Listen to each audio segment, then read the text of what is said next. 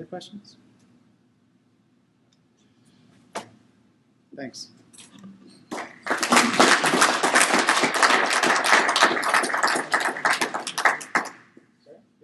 Oh, I thought we were all out here. I think that was basically. I went through this last week.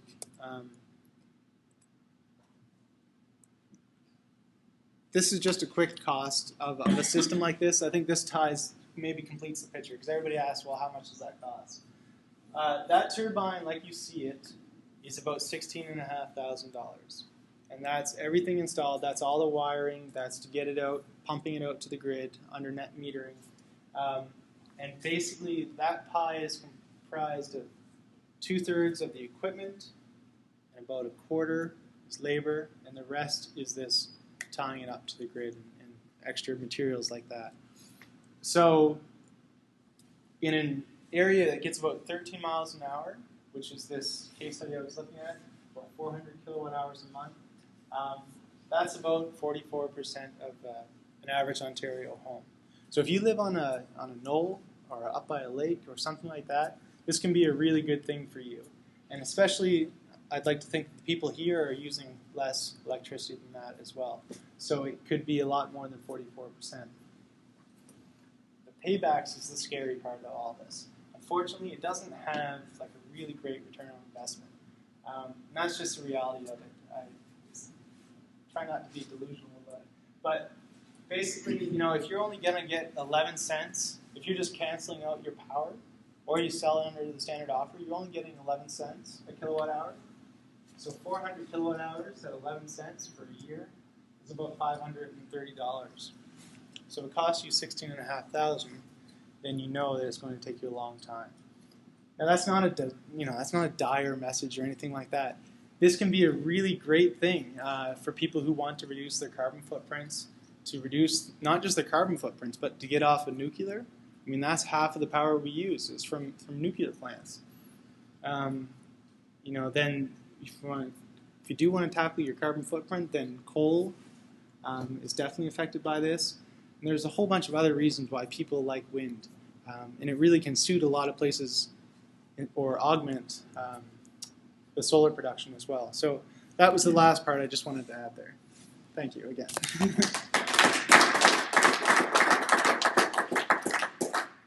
Thanks very much, Jason.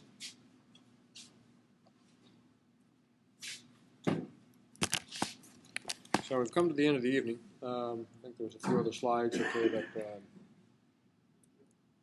Jason had. For you that were here, I think during the general presentation, these are just talking a little bit about the maintenance requirements, and warranty, and above all, I think safety was the prime sort of driver here, right? That's right. These are all in that first slides. So maybe just one point. All the presentation material will be put on the Switch Kingston website. So just over the next little while, we'll be making sure that all happens so everyone's got access to it.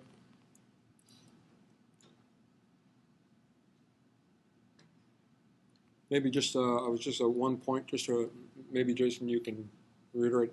I think when ESA comes in, when the Electrical Safety Authority comes in, to approve your installation, do they not look for the electrical components have to be ULC approved? So if you don't have one, they're not going to approve your installation.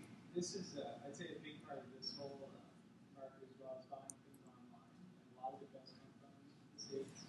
Mm-hmm. You might not have that C on it as well. So you really want to make sure that if you're going to do this independently, make sure that it does have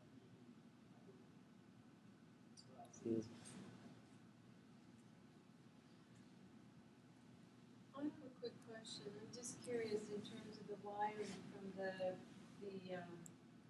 tower to the house. Yes. Would that come into the same type of casing as you would your other panel?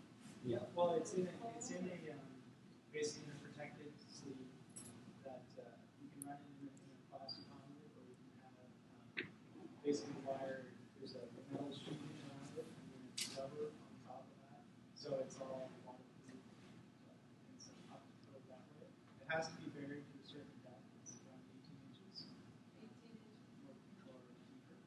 Is that the same requirements as a regular hydro line, or? That, I'm not sure. I think I couldn't tell you. I'm not. Yeah, it is. Okay. Yeah, it's, you know, like, so you got a certain So it depth, could okay, be over the same roadways, line, for example, or? encased in concrete, okay, if it's less than 2 Yeah, feet. that's what I It's was the same saying, regs. casing, because we're on granite, we wouldn't be able to. Yeah, so you probably might be encased in concrete in a Yeah. raceway. Yeah. Okay.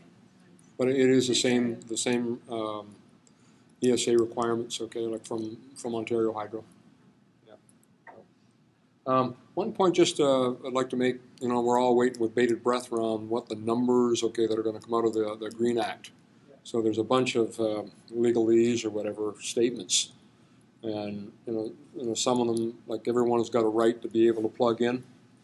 So it'll be interesting to see how that comes across. And I think the other statement that's in there is everyone a reasonable rate of return. If you're a power generator, a reasonable rate of return. So it'll be interesting to see how that affects the numbers.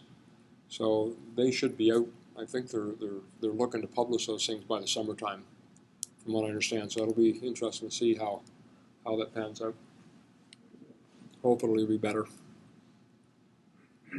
So just